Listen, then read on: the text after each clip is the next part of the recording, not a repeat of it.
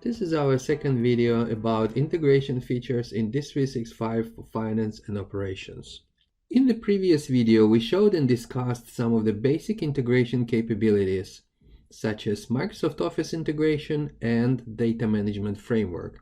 Today we will look into other modern ways of integration, such as RESTful APIs and web services. And to make things more interesting, we will consider a real-world integration solution example, which we are currently building as a standalone product offering. But first, let's quickly discuss and identify main data integration patterns and scenarios in D365. Data integrations can be either synchronous or asynchronous. Synchronous integration pattern use OData protocol, short for OData. An asynchronous integration pattern typically use batch data API and runs through the batch services. When OData or custom service used with synchronous integration pattern, business logic is immediately executed when API is called. For example, if custom service is used to look up an on-hand inventory, then business logic will be immediately executed and inventory number will be immediately returned. Alternatively, OData might be used to insert records. In that case, records immediately inserted as part of the OData call. Batch data APIs are used with asynchronous integration patterns and are typically used to handle a large volume of import or export data.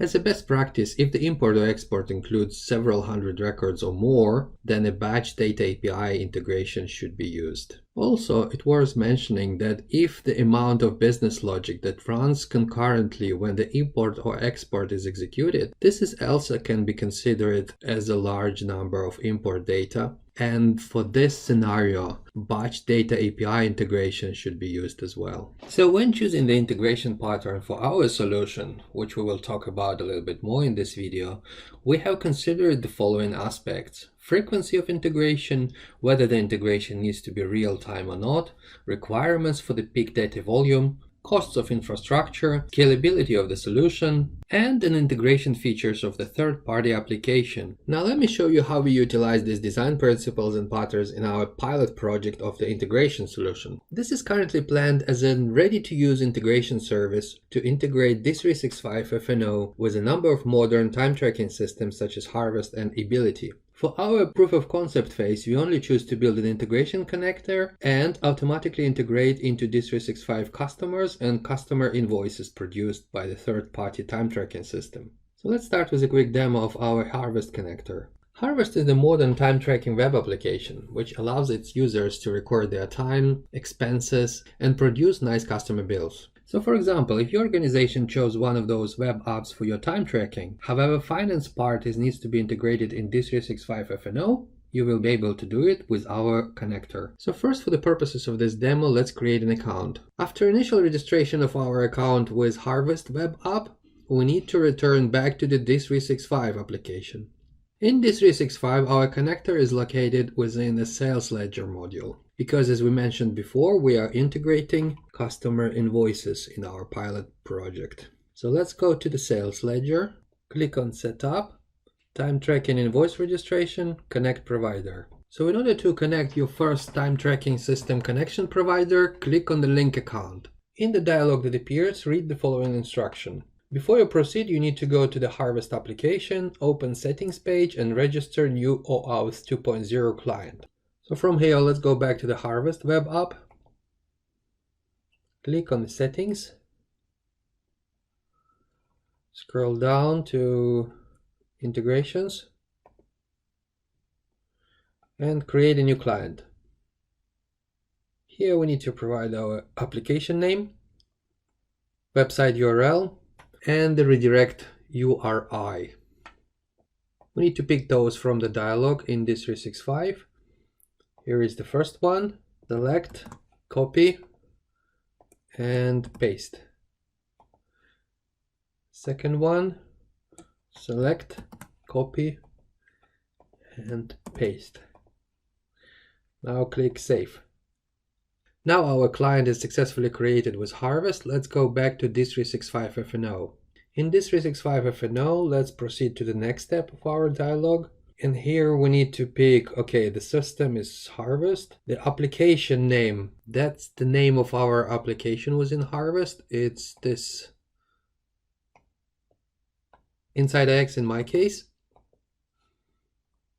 Copy paste here, and the application page URL. That's your main URL, which required to open up the application with Harvest. Paste it in here. Then go back to the next, then go to the next stage, which is the client secrets. Client secrets contains client ID and client secret. So that can be copied from here, from the app registration page. This is where we can find client ID. Let's select, paste in here, and our secret. Let's select and paste in here.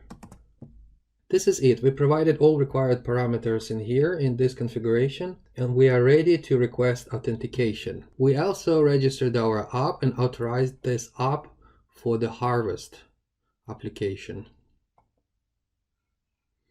So here we are, ready to go. Let's click OK and see what happens. Okay, the request has been sent, and now Harvest asks us to approve this. Basically what it says that please allow D365 F&O application access to your Harvest account. The application is this, running on the following address. This is your redirect address. So here we need to say approve.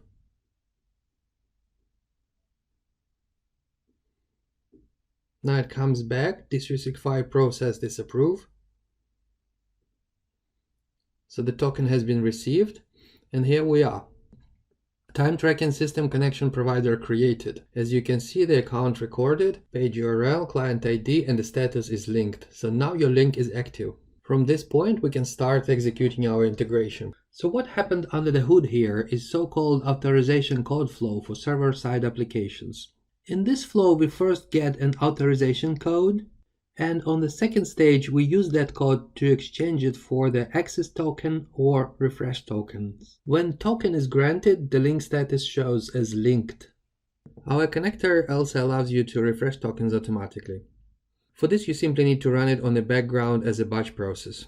This is it for today. In our next video, we will show you how invoices that created in the Harvest system can magically appear in D365 F&O without any special effort of the users or whatsoever. Thank you for watching.